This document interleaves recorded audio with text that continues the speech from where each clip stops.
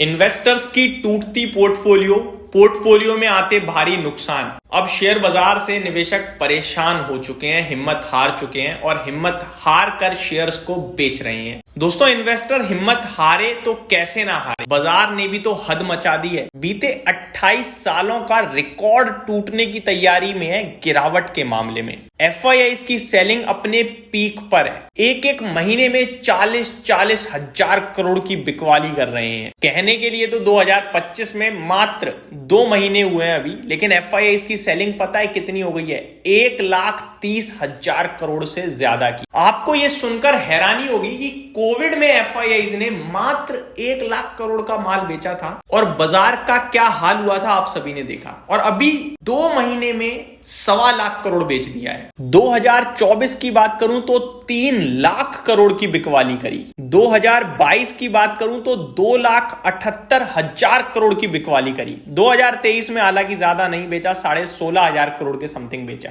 बीते 4 साल और इस साल के 2 महीनों को अगर प्लस करके आंकड़ा बताऊं तो FIIs more than 9 lakh crore की बिकवाली कर चुके हैं दोस्तों। और शेयर बाजार का क्या हाल है वो आप सभी को स्क्रीन पे दिख ही रहा है। निफ्टी तैयार है 28 साल की गिरावट का रिकॉर्ड तोड़ने के लिए। चलिए दोस्तों, एक एक करके डिटेल में चीजों को समझते हैं। नमस्कार दोस्तों, मैं अंकुर उपाध्याय स्वागत करता हूं आप सभी का एक बार फिर से अपनी नई वीडियो में। ये रिपोर्ट पढ़ के आपका दिमाग शॉक में चला जाएगा दोस्तों थोड़ी देर के लिए। 1990 से जब शुरुआत करी इंडेक्स ने तो 1995 में इंडेक्स में लगातार 8 महीने गिरावट हुई। सितंबर 1995 से यह गिरावट शुरू हुई और अप्रैल 1996 तक लगातार गिरता चला गया बाजार। और इस बीच में 31% इंडेक्स टूटा।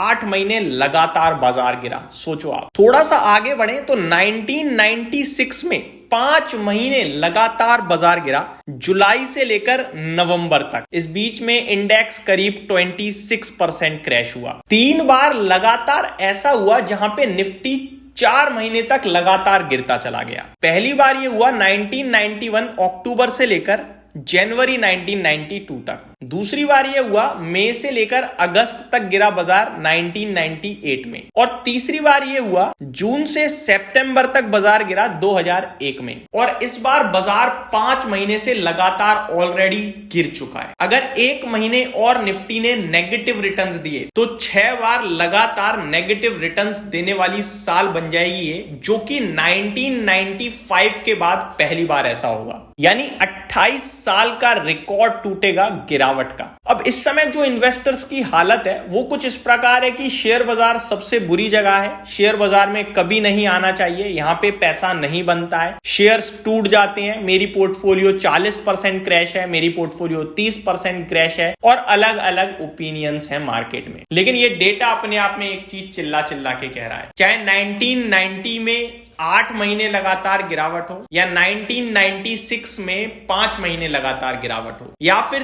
3 बार अलग अलग समय पे 4 महीने तक लगातार गिरावट हो, बाजार गिरता कुछ समय के लिए है और ऊपर लाइफ टाइम जाता है। तो जो ये अभी करेक्शन हुई है 5 महीने लगातार, हो सकता है 2-4 महीने और चल जाए करेक्शन, लेकिन निफ्टी आने वाले कुछ सालों में आपको दोबारा से दिखेगा 30,000 35,000 और भी ऊपर के भाव आ सकते हैं। और उस समय केवल आप यही कह रहे होगे कि वो समय निवेश करने का था। लेकिन आज जब ये सब हो रहा है तो आप कह रहे हो कि शेयर बाजार बड़ी ही गलत जगह है। जब हम पास्ट में देखते हैं कि यार बाजार गिरा था, वहां खरीद लिया होता तो सही रहता, लेकिन जब वही चीज हमारे साथ प्रेजेंट में होती है तो डर की वजह से हालत खराब हो जाती है। ये शेयर बाजार का नियम है दोस्तों कि यहां पे बड़े बड़े फॉल आते हैं, बड़े बड़े क्रैश आते हैं और हर क्रैश एक नया रीजन लेके आता है। इस बार की गिरावट में तो रीजन भी नहीं है। कोई कह रहा है वैल्यूएशन महंगे थे तो कोई कह रहा है इकोनॉमी स्लो डाउन हो गई है। तो किसी का जवाब आएगा कि एफआईआईज बेच रहे हैं। तीनों चीजों को एक एक करके बताना चाहूंगा। एफआईआईज 2021 से बेच रहे हैं, आप 2024 के सितंबर के बाद गिर रहे हो। इकोनॉमी कमजोर हुई है तो दोबारा मजबूत हो जाएगी, ऐसा तो है नहीं लाइफ लॉन्ग इकोनॉमी वीक रहने वाली है। और बात करें अगर वैल्यूएशंस की तो वैल्यूएशंस में निफ्टी 20 के पीई पे आ गया है। मिड कैप और स्मॉल कैप अभी भी थोड़ा 22-24 के पीई पे है, लेकिन अर्निंग्स जैसे ही बढ़ेंगी वो भी स्टेबल हो जाएगा। तो वैल्यूएशंस भी ऐसा नहीं है कि बहुत महंगे हैं, अब रीजनेबल हो गए हैं। शेयर्स 40% टूट चुके हैं। तो फॉल टेम्पररी है, तेजी परमानेंट है, लेकिन आजकल फॉल चल रहा है तो सब गिरावट की बात कर रहे हैं और जैसे ही तेजी आएगी तेजी की बात करने लगेंगे लोग। ये हमेशा से होता आया है और आगे भी होता रहेगा, इसे कोई नहीं बदल सकता। डिसीजन आपको लेना है, डेटा मैंने आप सभी के साथ शेयर कर दिया है। उम्मीद करता हूं ये डेटा आपकी आंखें खोल पाया होगा। Thank you so much for watching this video. जय हिंद दोस्तों।